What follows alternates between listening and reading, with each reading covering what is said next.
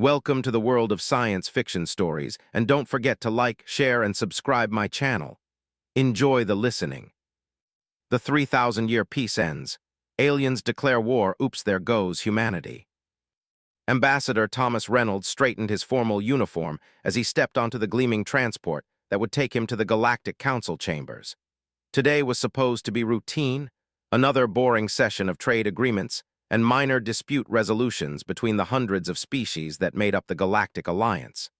Earth had only joined 50 years ago, making humans the newest members of this ancient coalition. Reynolds had a bad feeling about today. The emergency summons had come without explanation, and the Council rarely changed its schedule. As his transport glided through the massive space station that served as the Alliance headquarters, he noticed unusual activity. Security drones were everywhere, and representatives from other worlds seemed to be avoiding him. "Ambassador, we've arrived," said his aide. Breaking his train of thought, Reynolds stepped into the Grand Council chamber. The room was a massive dome with thousands of seats arranged in rising tiers, each occupied by representatives from different worlds. The ceiling displayed a real-time map of the galaxy with Alliance worlds glowing in peaceful blue. As Reynolds took his seat, he noticed the central platform was already occupied by High Chancellor Sol of the Solari Empire. The Solari were among the oldest species in the galaxy, tall silver-skinned beings with 4 arms and eyes that shimmered like opals. They had been the peacekeepers of the galaxy for over 3 millennia. "This emergency session of the Galactic Council is now in session," announced the council speaker, a small reptilian being. "High Chancellor Sol has requested immediate attention on a matter of grave importance." Sol stepped forward, his silver skin reflecting the light dramatically. "Esteemed representatives of the Alliance, for 3,000 years we have maintained peace across our galaxy. Today, I stand before you with a heavy heart to announce that this peace is threatened." A murmur spread through the chamber. Reynolds felt a chill run down his spine. "The species known as humans," Sol continued, pointing directly at Reynolds, "has demonstrated an unprecedented rate of technological advancement and territorial expansion. Their military capabilities have doubled in the last decade alone. Our projections indicate that within 50 years they will possess technology that threatens the safety of Alliance worlds." Reynolds stood up abruptly. "This is absurd. Earth has followed every Alliance regulation. We've shared our advancements openly." "Not all of them," replied High Chancellor Sol coldly. "Our intelligence has discovered secret weapons research facilities on Mars and Europa. You're developing quantum-based weapons systems that could destabilize the very fabric of space-time." The chamber erupted with shocked voices. Reynolds tried to protest, but the speaker called for order. "The Solari Empire, as guarantor of galactic peace, hereby declares a state of war with Earth and all human colonies," Sol announced, his voice echoing across the chamber. "We demand unconditional surrender within 1 standard month. If these terms are not met, we will be forced to take military action to neutralize the human threat." Reynolds couldn't believe what he was hearing. "High Chancellor, there must be some misunderstanding. The research you're referring to is for defense only and fully within Alliance guidelines." But the speaker ignored Reynolds' protests. One by one, the representatives voted. Some abstained, but most sided with the Solari. Centuries of trust in the Solari as peacekeepers outweighed their brief relationship with humans. "The motion carries," the speaker declared. "Earth is hereby placed under military sanction. Ambassador Reynolds, you are granted safe passage to return to your world and communicate these terms to your government." Captain James Walker stood on the bridge of the UEES Defender, Earth's newest battle cruiser, watching the emergency broadcast from the council meeting. Around him, his crew sat in stunned silence. "Sir," his communications officer finally spoke, "we're receiving emergency recall orders for all Earth vessels. Command is initiating Defense Protocol Omega." Walker nodded grimly. A veteran of the Mars conflict, humanity's only real military engagement in space, though that had been against human separatists and not an alien empire with technology thousands of years more advanced than Earth's. He ordered, "Set course for Earth, maximum speed, and get me a secure line to Admiral Garcia." Within hours, Walker was seated in the Emergency Operations Center beneath the Rocky Mountains, along with the highest-ranking military and political leaders on Earth. The room was tense as Admiral Garcia displayed the known Solari military capabilities on the main screen.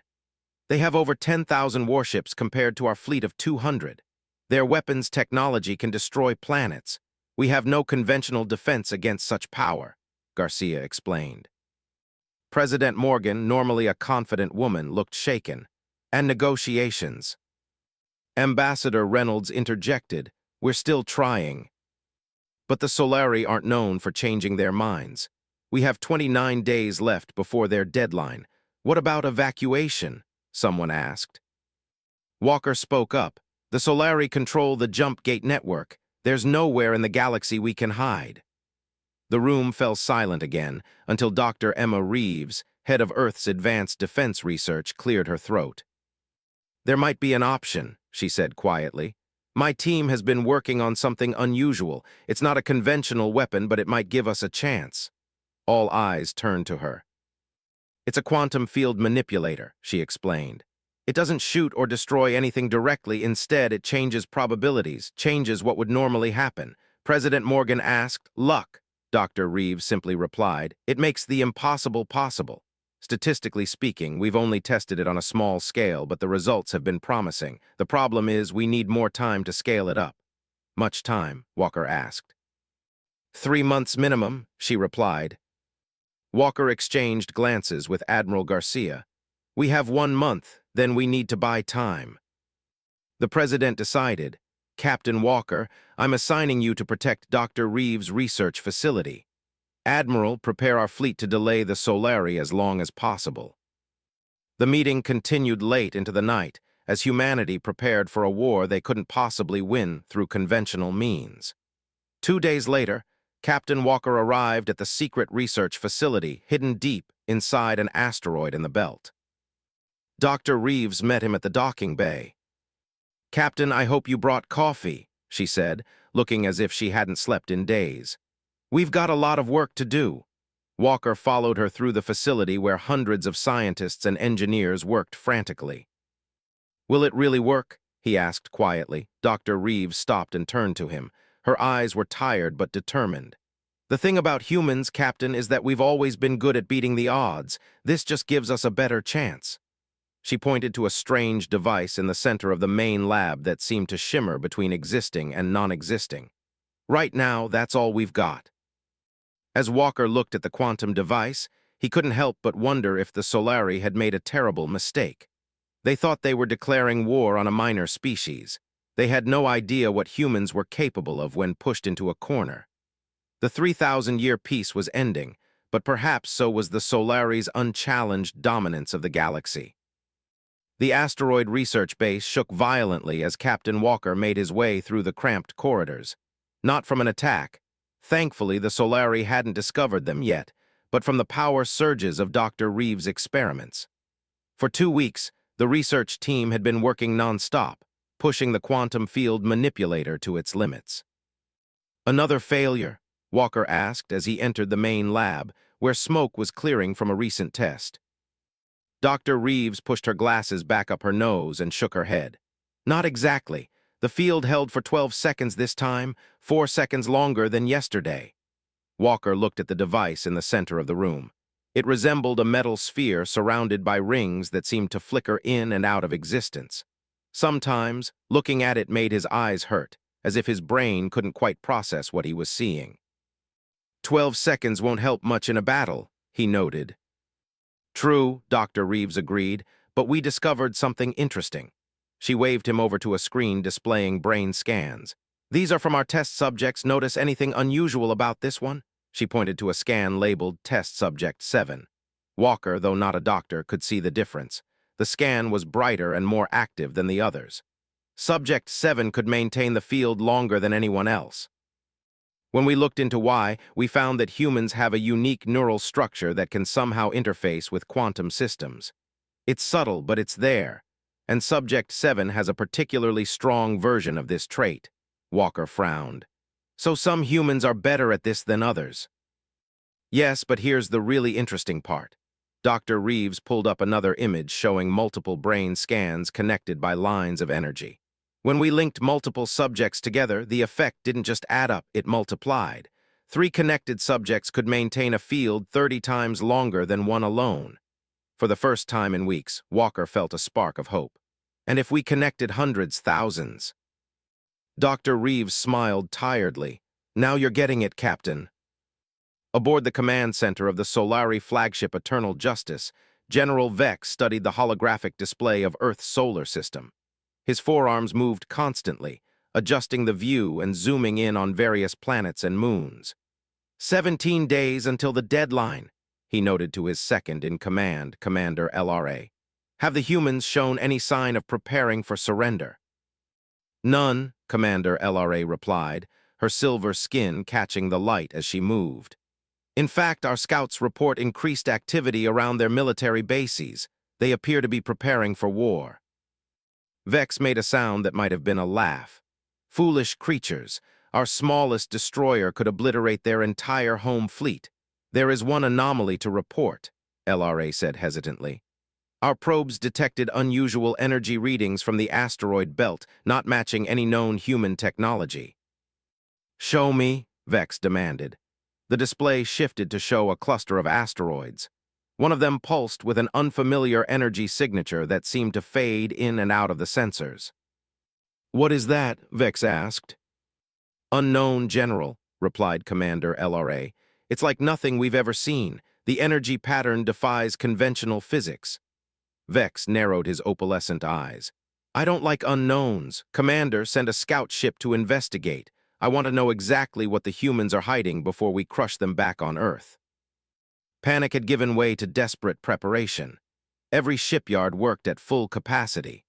Civilian vessels were being retrofitted with weapons, and training centers operated around the clock, preparing soldiers for a war unlike any humanity had faced before.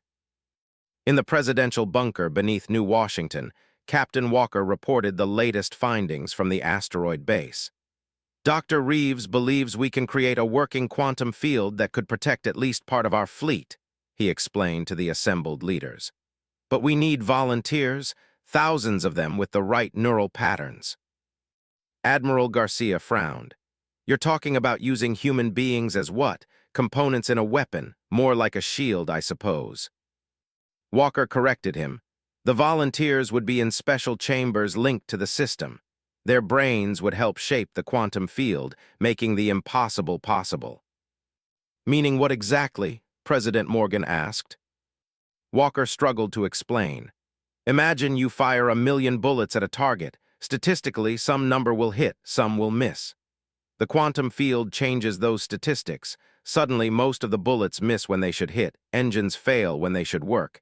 It sounds like magic, someone muttered. Clark's third law, Dr. Reeves said as she entered the room, looking exhausted but determined. Any sufficiently advanced technology is indistinguishable from magic, and this is definitely advanced. How many volunteers do you need? The president asked. To protect a single battle group, at least 500 compatible individuals. To shield an entire planet, millions, Walker replied. The room fell silent as the magnitude of the task sank in. We don't have time to test millions of people, Admiral Garcia pointed out. We don't need to, Dr. Reeves replied. We've identified genetic markers that indicate compatibility. A simple blood test can tell us who has the potential. President Morgan stood up. Then that's what we'll do, effective immediately. I'm authorizing a worldwide screening program. Every citizen will be tested. Those with compatibility will be asked to volunteer. General Reed questioned, asked. Yes, the president confirmed firmly. I won't force anyone into this, but I believe in humanity's will to survive. People will step up. 3 days later, the first volunteer group arrived at the asteroid base. 500 men and women from all walks of life, all testing high on the compatibility scale. They were escorted to a new section of the base where hundreds of special chambers had been constructed. Walker watched as Dr. Reeves explained the process to the volunteers. You'll each be in a separate chamber, but your minds will be linked through the quantum network, she told them. You won't lose consciousness or control. You'll still be you, but together you'll be creating something greater than any of us could alone. A young woman raised her hand. Will it hurt? She asked. Dr. Reeves hesitated. We don't know for certain. In our small tests, subjects reported strange sensations like being in two places at once or seeing possibilities branch out before them, but no actual pain. What do we do in there? Asked an older man. Do we need to think certain thoughts or just stay calm and open? Another volunteer questioned.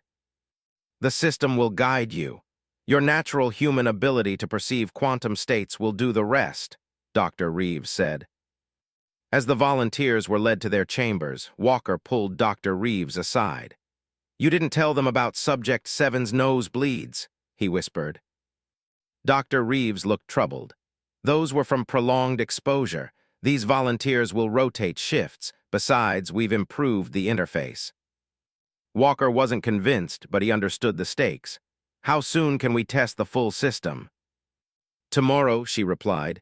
Just in time too. Why? What happened? Dr. Reeves looked grim.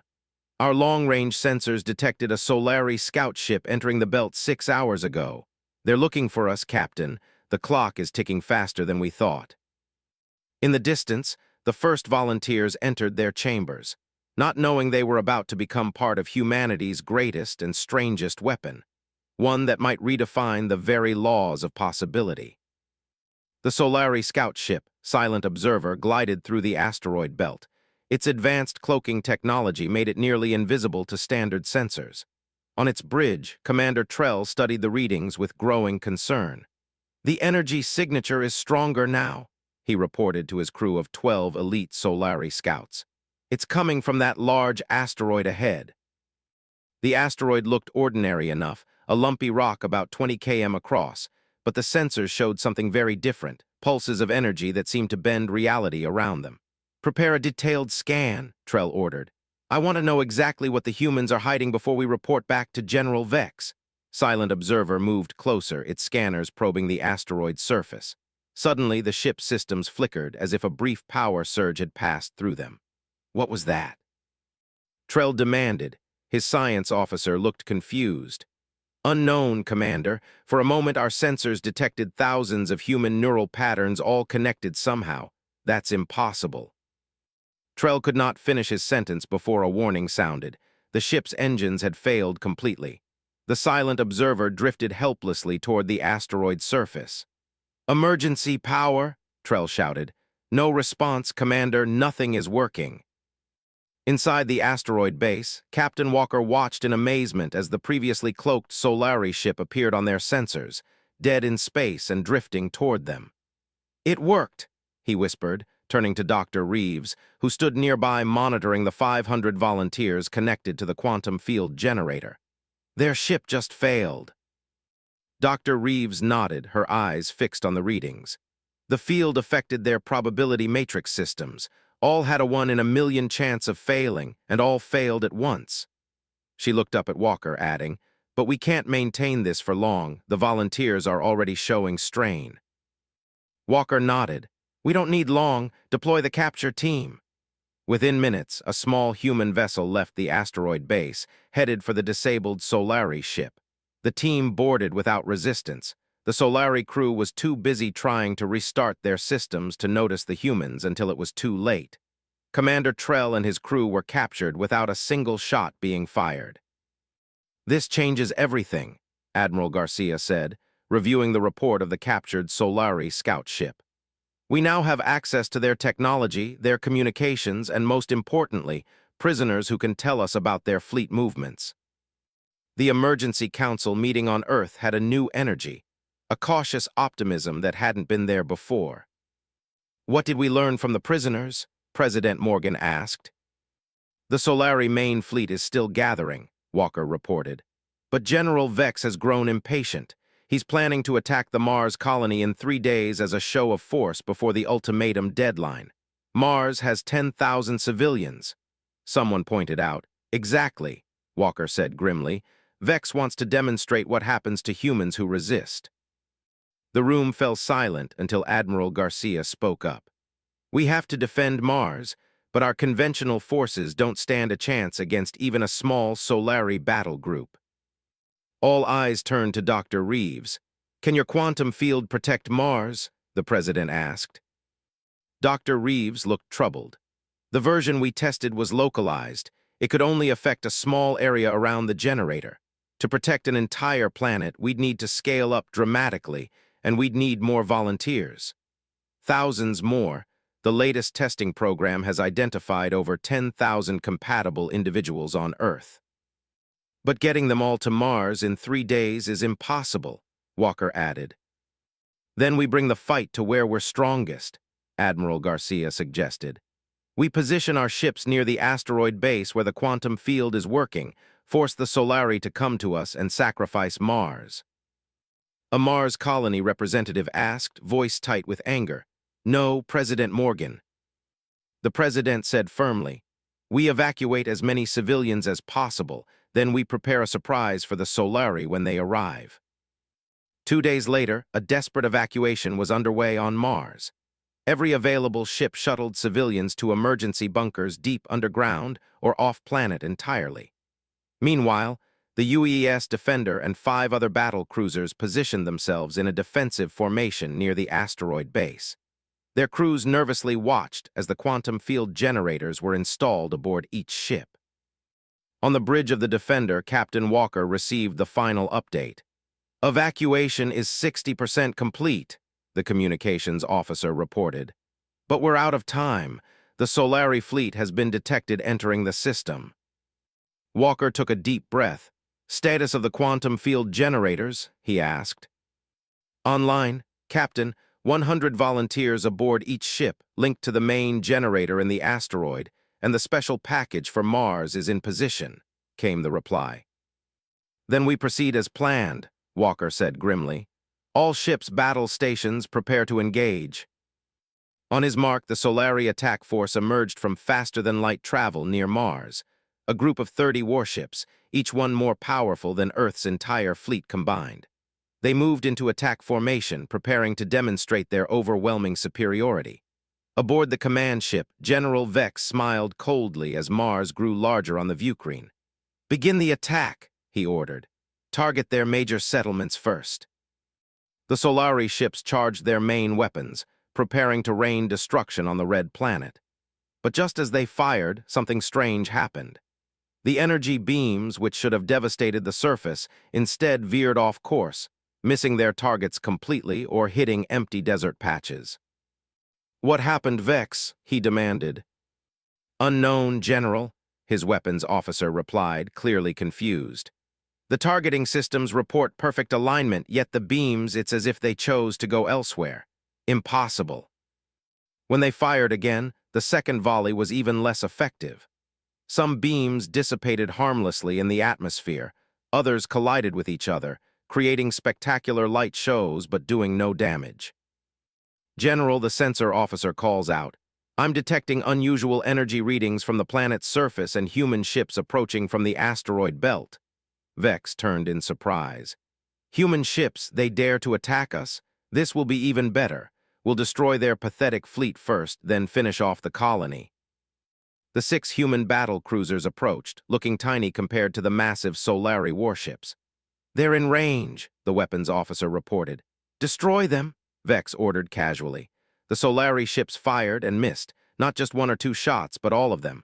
Hundreds of energy beams that should have torn through the human ships instead went wide, passing harmlessly through empty space. Meanwhile, the human ships fired their much smaller weapons. By all logic, the powerful Solari shields should have shrugged off such attacks with ease. Instead, the human weapons found tiny weaknesses, slipping through shields that had a 1 in a billion chance of failing at that exact moment. 3 Solari ships erupted in flames. "How is this possible?"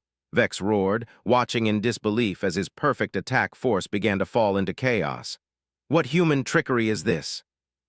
As if answering him, a new energy pattern emerged from Mars itself, the special package Walker had mentioned. A smaller quantum field generator with 200 volunteers who had reached Mars before the evacuation. Their combined mental power was now creating a protective bubble around the planet. The battle, which should have been a simple demonstration of Solari power, had turned into a shocking defeat. 7 Solari ships were destroyed, the rest damaged and retreating in confusion.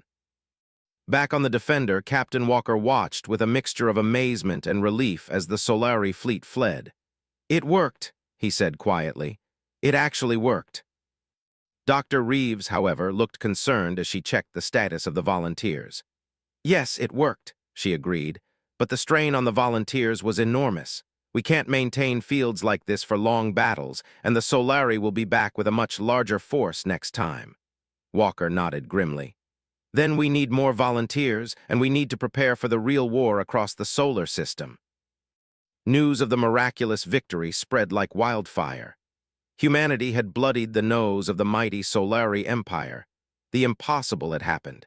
And somewhere in the vast reaches of space, the main Solari fleet was already on its way, bringing with it the full might of an empire that had never known defeat. In the great hall of the Solari High Command, silence fell as General Vex finished his report.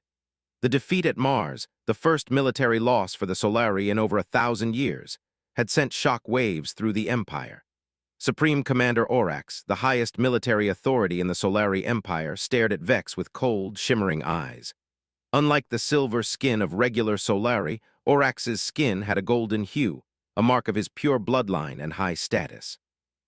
"You expect me to believe," Orax said slowly, "that primitive humans defeated our ships through luck." Vex stood firm despite his humiliation. "Not luck, Supreme Commander. Our science division believes they have developed some form of probability manipulation technology. It defies our understanding of physics." "Impossible," another general scoffed. "No species has ever managed to control quantum probability fields, the energy requirements alone." "The humans have done it," Vex interrupted.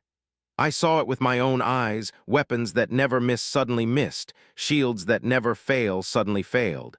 It was as if reality itself bent around their ships." Orax rose, towering over the other Solari. "Then we will bring such overwhelming force that even altered probabilities cannot save them. I am taking personal command of this operation. We will gather the Grand Fleet, 10,000 ships. We will strike their home world directly and end this annoying species once and for all." The other generals murmured in agreement. Such a force had not been assembled since the last great galactic war 3 millennia ago. "How soon can the fleet be ready?" Orax asked his logistics officer. 7 days, Supreme Commander." Orax nodded in satisfaction. "The humans have had their moment of false hope. Now they will know true despair on Earth." The celebration of the Mars victory was tempered by the knowledge that it was only the beginning. Intelligence gathered from the captured Solari ship indicated that the main fleet would arrive within 2 weeks. In the underground command center, Captain Walker studied the latest reports. The quantum field generators had been upgraded based on what they'd learned from the Mars battle, but the fundamental problem remained. They needed more compatible volunteers to power a field strong enough to protect Earth. Dr. Reeves entered the room looking more exhausted than ever.